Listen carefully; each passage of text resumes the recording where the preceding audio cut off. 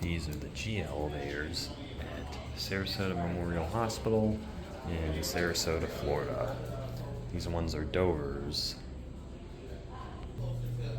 All the indicators on the outside are blank except this one. So for all I know, this is the only one working out of the four. So let's go to 5.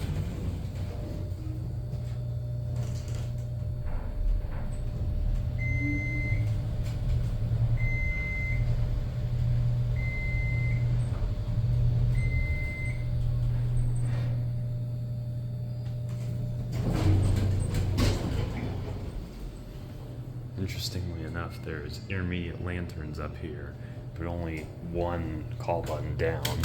So let's go to 1.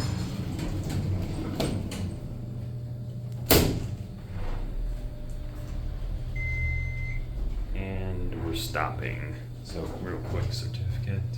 I'll cut the video. Let's go for one more ride. 3,500 pound capacity.